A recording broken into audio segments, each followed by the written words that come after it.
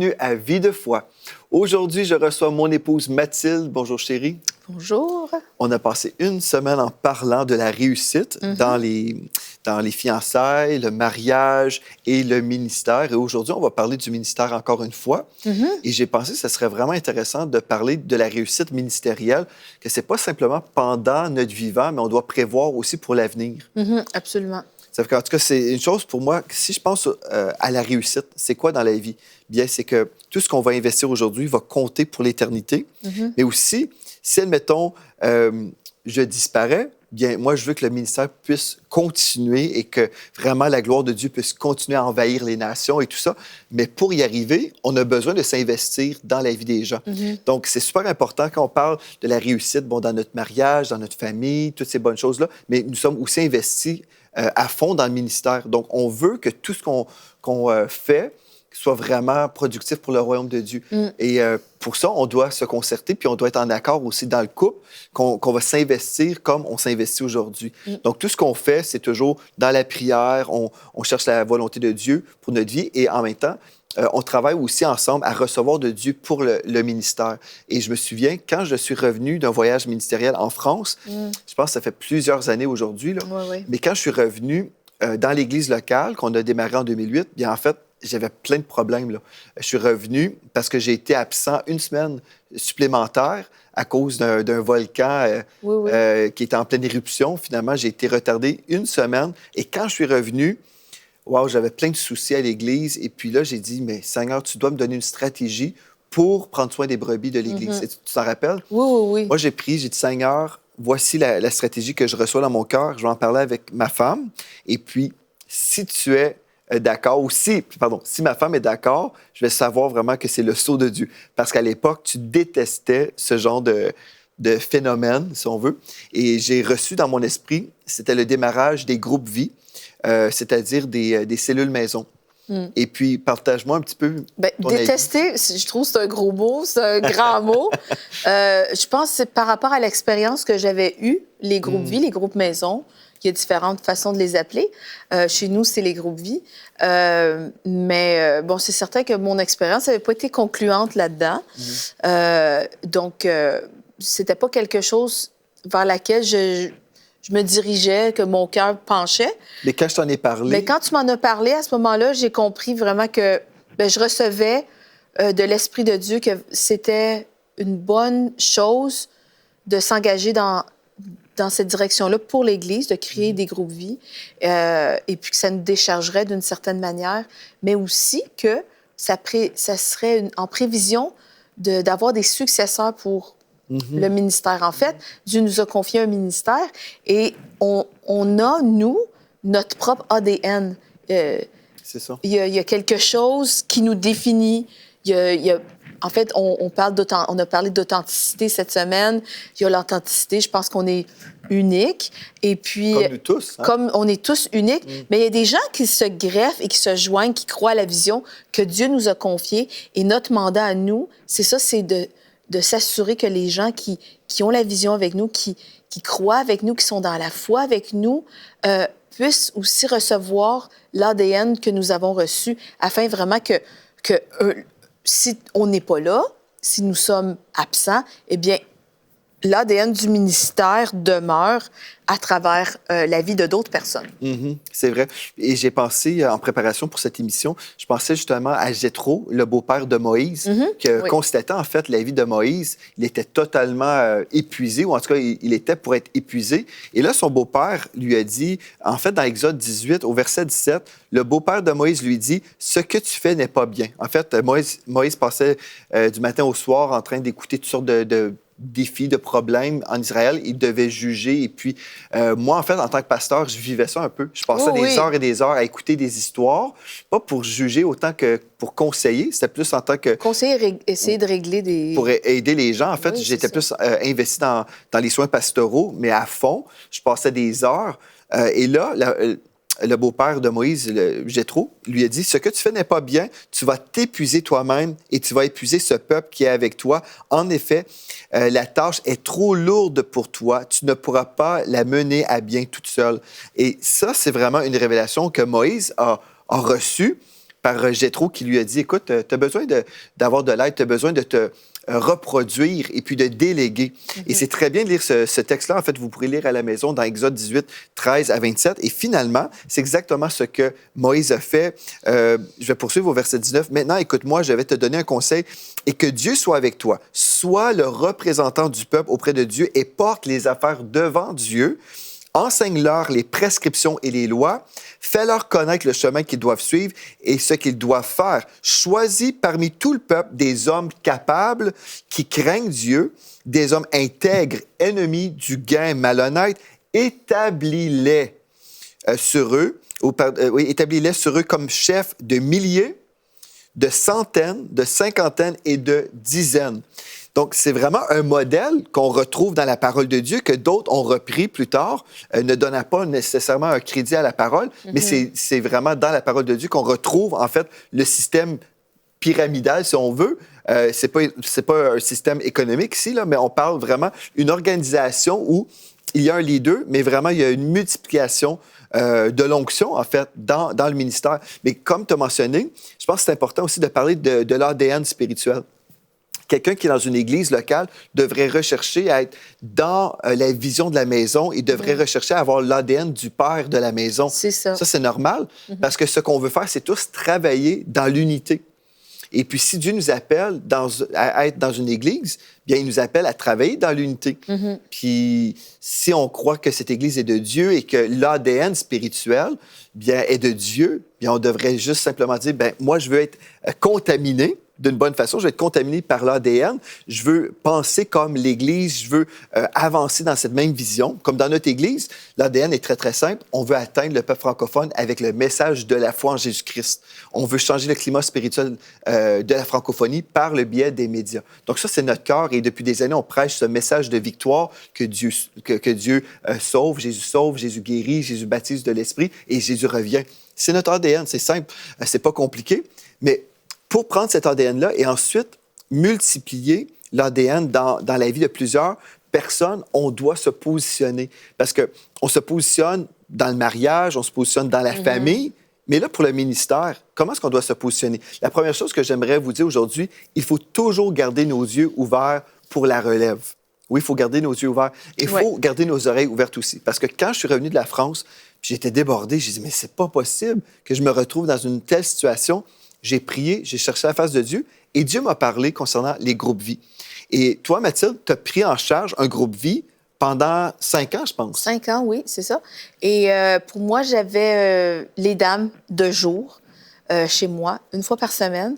Et j'avais c'était surtout des mamans à la maison, entre autres. Mais vraiment, en fait, nous, qu'est-ce qu'on fait dans les groupes vie? C'est qu'on reprend le message que tu as prêché ou que l'homme de Dieu a prêché le dimanche à l'église. On reprend brièvement, on reprend les points importants qu'on veut souligner, sur lesquels on veut vraiment mettre l'emphase. On veut s'assurer que les gens ont saisi.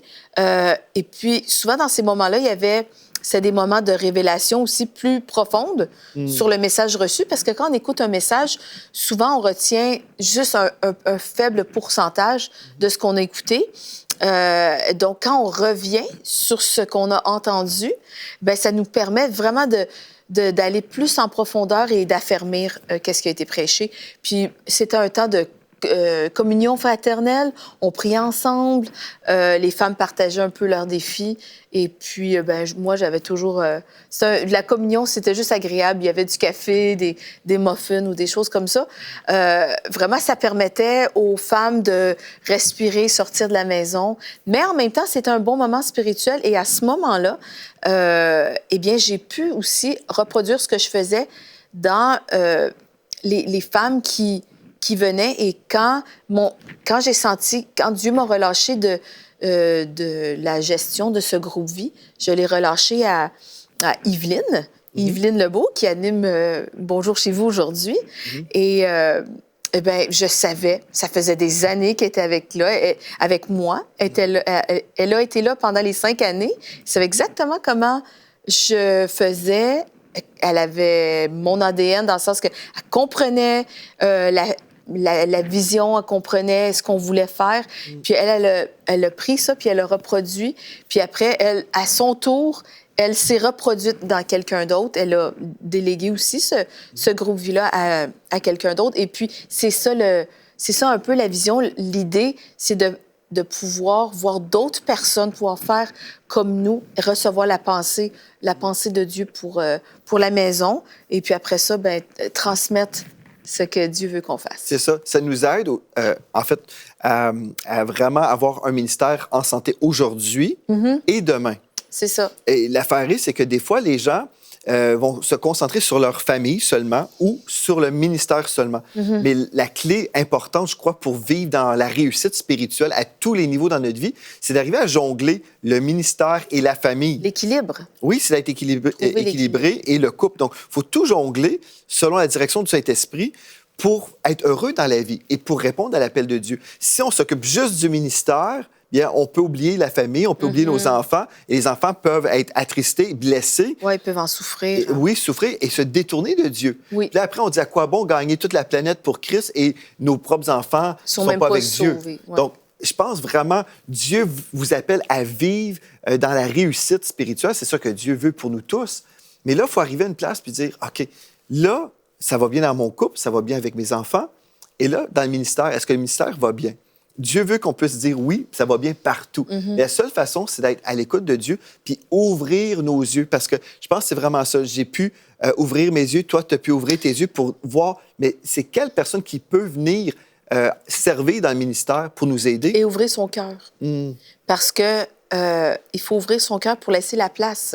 C'est vrai? Moi, j'aurais pu m'acharner à vouloir demeurer là, sauf que Dieu m'appelait dans une autre saison où je devais entrer plutôt, je devais me concentrer sur les émissions de télévision et d'autres. Dieu m'appelait à faire d'autres choses. Et pour moi, si je voulais demeurer dans un équilibre sain avec la famille, l'Église, le ministère et toutes ces choses, pour moi, je devais laisser des choses de côté. Et une chose importante à faire aussi, c'est de choisir entre ce qui est bon et ce qui est mieux. C'était très bien. Choisir entre le bon et le meilleur. Exactement. C'était très bien de diriger un groupe vie. Mais là, j'étais sensible à l'Esprit de Dieu. Puis j'étais vraiment en paix quand j'ai délégué. Et donc, Dieu nous appelle à déléguer dans la paix. Amen. Puis quand tu as délégué ce ministère-là, en fait, tu avais pris le temps à l'avance où tu avais formé la personne qui devait prendre la relève. Donc, Evelyne n'était pas comme une nouvelle qui venait d'arriver, qui ne connaissait rien. C'est ça. Tu avais déjà investi des années en elle, juste par le fait qu'elle était présente, de un. Mais après, quand tu as discerné que c'était pour être elle, tu as pris le temps aussi pour bien transférer le manteau, si on veut, là, à ce niveau-là, pour ce ministère précis. C'est ça. Donc, j'aimerais lire un texte dans 2 Timothée 2.2, dans la version second 21. Ici, l'apôtre Paul dit à son fils spirituel Timothée, aussi, qui est un modèle, encore une fois. L'apôtre Paul avait un fils spirituel, Timothée. Il a dit, « Ce que tu as entendu de moi en présence de nombreux témoins, confie-le à des personnes fidèles qui soient capables de l'enseigner aussi à d'autres. » Et en tant que pasteur, moi, c'est ça que je vois, je dois vraiment faire comme l'apôtre Paul a dit à Timothée, confier ce que j'ai reçu, mais à des personnes fidèles. Donc, je dois ouvrir mes yeux pour discerner quelles sont ces personnes fidèles-là. Et en même temps, en tant que pasteur, je vais voir qu'il y en a qui ne sont pas fidèles.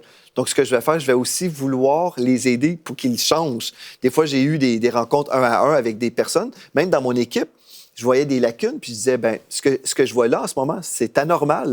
Là. Je me souviens, dans un rendez-vous, quelqu'un me disait, « Ah, mais pasteur Joël, moi, je savais pas que tu avais telle attente envers moi. » J'ai dit, c'est très, très bien ta vie si tu veux juste être un chrétien normal. Mais j'ai dit, si tu veux être un leader dans l'Église, j'ai des attentes parce qu'il y a une responsabilité plus importante là, qui vient sur toi. J'ai dit, donc si tu veux juste être une brebis, ça va bien. Tu vas à l'Église, tu lis ta parole, tu pries, bref, tu fais des bonnes choses. Mais il manque des choses pour vraiment entrer dans cette place de leadership. Et la personne a entendu et a reçu et a fait des changements dans sa vie. Et gloire à Dieu, elle prend encore plus de responsabilités. Donc, on doit ouvrir nos yeux pour discerner les personnes qui sont des candidates pour accéder à d'autres postes. Mais aussi, on peut voir les personnes qui sont peut-être un petit peu en train de de vivre, certains défis là, dans leur croissance ministérielle. Donc, on veut ouvrir nos yeux. Une deuxième chose, il faut savoir déléguer au bon moment et aux bonnes personnes. Donc, encore une fois, on parle d'avoir les yeux ouverts et celle que Dieu veut. Puis tout ça, ça se passe dans la prière. Dans 1 Thessaloniciens 5, 17, il est écrit « Priez sans cesse ». Donc, toute notre vie spirituelle, la vie ministérielle doit être vraiment dirigée par le Saint-Esprit qu'on discerne dans la prière. Donc, je pense que c'est ça, c'est important de toujours penser, de prier pour que Dieu nous envoie des gens qui ont à cœur la vision et qui sont des successeurs potentiels. Moi, qu'est-ce que je trouve triste, c'est de voir des beaux ministères, des généraux dans la foi, et puis après leur départ, c'est comme si il n'y a absolument rien de ce qu'ils ont construit qui existe. On a l'impression que c'est juste des miettes qui restent, et puis tu te dis, mais où est ce ministère? Ouais. Et donc, je pense que c'est important vraiment de s'assurer que Dieu veut qu'on laisse un héritage. Oui. Dieu veut qu'on laisse un héritage non seulement à nos enfants, mais un héritage spirituel quand on est dans le ministère, aux brebis, au monde que Dieu nous a appelés à rejoindre. Absolument. Donc, il faut savoir déléguer au bon moment. Et puis, pour bien déléguer, il faut se reproduire dans la vie des gens. Il faut se reproduire, mais comment se reproduire? Bien, il faut s'investir dans la formation de ces personnes-là. C'est ça. Donc, ça peut être du 1 à 1. Comme en ce moment, moi, ce que je fais, toutes les semaines, en tout cas tous les mois, c'est certain, je prends du temps avec tous mes leaders de l'Église. C'est pas forcément toujours dans des rencontres. Comme ce soir, j'ai un rendez-vous avec 3 leaders. Mais sinon, hier matin, à 7 h le matin, j'avais une rencontre en vidéo, en Skype, là, avec 2 de mes leaders. Donc, je passais du temps à écouter des rapports, pour recevoir des rapports, pour savoir comment les choses se passent. Mais en même temps, c'est un moment où je peux m'investir et semer des paroles d'enseignement, en fait, pour les aider dans leur croissance ministérielle. Donc, c'est certain que si je veux avoir de la relève dans le ministère, je dois m'investir dans la formation 1 à 1, que ce soit en personne, en vidéo, au téléphone, des fois aussi. Prends juste le temps d'appeler des personnes, mais aussi même dans des rencontres personnelles. Donc, ça, c'est important. Donc, on va s'investir dans la formation. Il faut lâcher prise aussi et faire confiance. Comme quand on a démarré notre campus, une église à Sherbrooke, on a dû relâcher des gens, mais aussi lâcher prise. Donc, oui, on a démarré, mais après, il faut faire confiance aux gens. Il faut faire confiance au Saint-Esprit qui est dans la personne. Et on se dit, Dieu va les équiper aussi. On demeure toujours présent, mais on doit aussi laisser les gens avancer et les laisser aller. Absolument. Donc, une autre chose importante, il faut savoir s'enlever du chemin pour laisser d'autres avancer. Et c'était le cas aussi quand j'ai arrêté de faire les soins pastoraux à l'Église. On a remis les soins pastoraux entre les mains d'un couple à l'Église, Pasteur Yvan et Pasteur Caroline Roux, qui font un travail remarquable. Et aujourd'hui, je me réjouis parce que je vois vraiment qu'ils nous ont totalement remplacés. Mais j'aimerais dire que déléguer, c'est un art. Et je trouve vraiment que tu fais très bien ça dans le sens que des fois, c'est tellement difficile pour nous de voir les choses qui ne seront pas nécessairement faites à notre manière exactement. Donc, de là, l'importance de s'investir dans nos leaders, de faire connaître nos attentes, que les gens puissent nous côtoyer assez pour savoir quel est notre caractère, de quelle manière je pense. Si le père de la maison, comme toi, si on a écrit des livres, s'il y a des enseignements à écouter, c'est que les gens à qui on veut déléguer, qu'ils soient imprégnés du message de la maison, qui connaissent qui est leur leader. Donc, toi, c'est ce que tu fais, mais vraiment, tu as une facilité à relâcher des gens. Et je trouve que c'est honorable pour cela. Et je pense vraiment que tu te prépares vraiment des successeurs. Puis aussi, si je peux rajouter du fait que, en fait, nos filles aussi sont vraiment imprégnées de la pensée de la maison, de notre Église. Et elles savent exactement ce que tu penses, ce que tu crois, ce que tu prêches. Et vraiment, je trouve ça super. Si dans notre propre famille, on peut déjà prévoir des successeurs, c'est vrai, c'est glorieux. Absolument, c'est vrai. Je dis gloire à Dieu pour ça. Oui, puis on est tellement bénis de voir nos 2 filles marcher avec le Seigneur, puis être tellement convaincus aussi. C'est des jeunes filles de conviction, ils savent vraiment ce qu'elles croient, puis c'est merveilleux. Concernant juste les personnes en qui on peut s'investir aussi, ces gens-là doivent chercher à avoir l'ADN, si je veux revenir sur ce point-là. Une des façons que Pasteur Caroline c'est imprégné de la vision, c'est en écoutant tous mes enseignements. Oui. Comme ça, s'il y avait une nouvelle personne qui arrive à l'Église, qui avait un certain besoin, bien, elle pouvait dire « Ah, Pasteur Joël a fait tel enseignement sur tel sujet », et puis elle pouvait toujours refiler des enseignements. Mais elle s'était investie, elle a pris le temps pour découvrir les enseignements, pour savoir comment aider les personnes qui arrivaient à l'Église. Donc, si on est totalement indifférent, bien, on ne devient jamais un fils de la maison, mais ça, c'est par choix, n'est-ce pas? Mais on peut aussi choisir pour le bien et dire non, moi, je veux vraiment capter les enseignements parce que je veux appuyer cette maison-là. Mm-hmm. Donc, on peut appuyer financièrement, oui, donner notre dîme, mais ce n'est pas le maximum, ce n'est pas l'appui par excellence. Moi, je trouve la meilleure façon, oui, on va soutenir financièrement dans la prière, mais on devrait aussi chercher à dire, OK, je suis dans cette maison, je crois dans le message de cette maison et je veux l'appuyer. Je veux que d'autres personnes puissent adhérer aux enseignements de la maison parce que ce n'est pas juste des enseignements, c'est la parole de Dieu qui libère les captifs. Oui, donc, on devrait connaître les enseignements. Donc, ça, c'est une chose importante. Puis, il faut répondre à l'appel divin. Quand vous êtes en mesure, là, vous croyez que vous voulez relâcher des ministères délégués, vous devez répondre à l'appel divin plutôt qu'à l'appel humain. Pourquoi je dis ça? C'est que quand j'ai relâché, par exemple, les soins pastoraux, bien, il y a des personnes qui étaient avec nous dès le départ, qui étaient habituées de m'avoir toujours comme étant la référence. Et quand je disais, mais maintenant, c'est les pastoraux, par exemple, là, c'est comme, ben moi, je suis habitué, c'est Pasteur Joël, là. C'est Pasteur Joël qui doit venir m'aider. Non, c'est lui depuis des années. Et puis, moi, je dois obéir au Seigneur, tout comme dans Actes, chapitre 5, au verset 29, il est écrit « Il faut obéir à Dieu plutôt qu'aux hommes. » Les hommes peuvent nous appeler et dire « Non, Pasteur Joël, j'ai besoin que ce soit toi. » Mais si je réponds à l'appel de Dieu, par exemple, Dieu m'a parlé, il m'a dit de relâcher ce ministère-là. Et là, si je reprends le ministère, je suis en désobéissance à l'appel divin. Exactement, c'est ce que j'allais dire, c'est que ça a fonctionné. Pour nous, ça fonctionne en ce moment, pour nous, à l'Église de la Victoire, parce que tu as obéi. Tu as obéi à l'instruction du Seigneur et tu n'as pas essayé de pas céder aux pressions des hommes. Parce que, et c'est certain, il y a eu des revirements, il y a des gens qui supporteront pas le choc du changement parce qu'ils aimaient trop juste la première manière de fonctionner. Mais vraiment, c'est encore plus glorieux de cette manière-là parce que tu es capable de t'investir d'une manière beaucoup plus efficace et je considère que vraiment, ça porte vraiment du fruit. Ce que tu fais en ce moment, puis je dis gloire à Dieu. Bien, gloire à Dieu. C'est vrai parce que tu es capable de te reproduire dans c'est dans ça. d'autres Aujourd'hui, personnes. comme dans la formation, si on a démarré le Collège Intégrité, qui est gratuit, vous allez sur collègeintégrité.com, vous pouvez vous inscrire gratuitement. L'idée, c'est de former des ouvriers, pas juste pour notre Église, mais former des ouvriers dans la francophonie, tous ceux qui veulent grandir spirituellement, au-delà d'une formation théologique, c'est une formation du ministère, une formation ministérielle pratique. Donc, on veut former des ouvriers. Parce que notre impact, en tout cas notre désir, c'est d'avoir un impact éternel.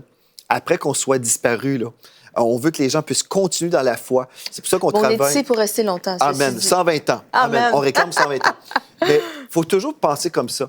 Moi, je trouve que c'est important de vraiment viser la réussite. Pas juste au départ, pas juste pendant notre vivant, mais vraiment viser la réussite et planifier pour cette victoire-là, pour les générations futures. Si l'enlèvement a lieu avant notre départ même, gloire à Dieu, mais au moins, on va travailler toujours avec cette vision-là, qu'on ne veut pas juste disparaître et après, tout ce qu'on a fait disparaît aussi.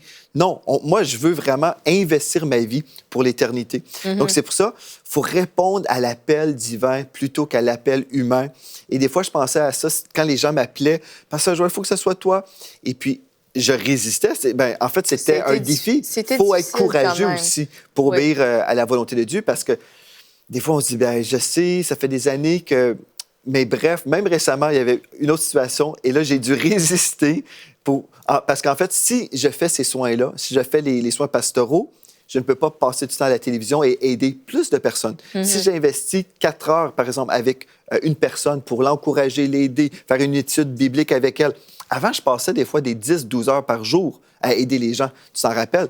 Et même là, les gens disaient « Ah, le pasteur Joël n'est pas assez disponible. » Je disais « Mais quoi? Il faut que je dorme la nuit. » Mais peu importe ce que je pouvais faire si ce n'était pas assez, parce qu'un être humain ne sera jamais assez non plus. Les gens doivent trouver vraiment leur refuge et leur secours dans l'Éternel. C'est pas dans le bras de l'homme. Sauf que oui, les pasteurs, on est là pour aider. Certainement, on est un représentant du Seigneur, mais les gens ne doivent pas créer non plus des dépendances affectives. Ils doivent chercher ou puiser leur aide dans le Seigneur. Mais nous, notre rôle, c'est vraiment finalement équiper pour ensuite relâcher, pas se laver les mains, mais équiper pour relâcher, pour que l'onction se multiplie. Et comme on vise aussi la croissance, c'est pas simplement quand on va partir, mais aujourd'hui, Dieu nous appelle à prendre du territoire spirituel. Oui. Moi, je crois que Dieu nous appelle à réussir. Si vous êtes pasteur, Dieu vous appelle à la réussite. Si vous êtes une brebis dans une église, vous devriez tous être des brebis dans une église, mais Dieu vous appelle à réussir aussi dans votre couple, dans votre famille, dans votre ministère. On touche à tout cette semaine, mais on doit savoir déléguer. Et une des choses, je pense aussi, un problème, c'est quand, admettons, on est dans un ministère, et là, le Saint-Esprit nous dit, c'est le temps de vraiment relâcher et remettre ce ministère entre les mains de quelqu'un d'autre. Et on est là, on dit, non, je suis dans ma sécurité, ça fait des années que je fais telle chose à l'Église. Et là, on refuse, en fait. On refuse de céder à la volonté de Dieu, mais finalement, ce ministère-là peut vraiment aller en décroissance. Oui, c'est ça, on peut retenir la croissance et causer l'effet contraire. Comme tu dis, ça peut aller en décroissant. C'est ça. Donc, on doit juste se soumettre à Dieu et dire, Seigneur, je veux obéir. Et comme on va faire ça, on va voir la réussite, on va voir le succès à tous les niveaux. J'aimerais ça terminer cette série qu'on a faite ensemble, mon épouse. On va prier pour les gens à la maison parce que certains d'entre vous, vous êtes peut-être découragés parce que vous ne voyez pas la réussite. Mais on veut prier maintenant pour vous. Dans le nom de Jésus, Seigneur, mon épouse et moi, on veut s'accorder dans la foi pour chaque personne à la maison en ce moment. Si vous êtes découragés dans votre cœur, vous êtes découragés parce que vous vivez d'échec en échec, dans le nom de Jésus, aujourd'hui, ma femme et moi, on s'accorde avec vous pour le revirement du négatif en positif. On déclare que toute chose concourt à votre bien aujourd'hui parce que Dieu prend les choses négatives et les transforme en choses positives pour vous dans le nom de Jésus. On déclare aujourd'hui l'harmonie dans votre couple. Si vous êtes marié avec une personne perdue, on appelle cette personne au salut dans le nom de Jésus. On déclare le salut envahit votre maison. Oui, le Seigneur Jésus vient établir son trône dans votre maison, dans le nom de Jésus. On prie aussi pour votre ministère. Si vous êtes investi dans un ministère, nous déclarons le succès dans le nom de Jésus. Nous déclarons la productivité spirituelle pour votre ministère aujourd'hui et pour l'éternité. Nous déclarons que vous êtes en mesure de voir et de discerner les personnes qui sont là, que Dieu vous a envoyées pour vous aider dans votre ministère et que vous êtes appelés à aider pour qu'ils puissent entrer dans leur ministère. Nous déclarons la faveur surnaturelle de Dieu sur vous maintenant, dans le nom de Jésus que nous avons prié. Amen. Amen. Et Amen. Gloire à Dieu. Et gloire à Dieu. Merci, mon épouse, d'avoir été là. Ça m'a fait vraiment plaisir. On a eu du bon temps et puis tu as vraiment partagé beaucoup de bonnes choses. Vous pouvez retrouver toutes les archives sur le site web emctv.com et on veut vous remercier d'avoir été là. Vous pouvez aussi nous écrire à videfoi@emctv.com pour nous partager un témoignage si vous avez été bénis cette semaine. Donc, merci à vous d'avoir été là. D'ici à la prochaine semaine, soyez richement bénis.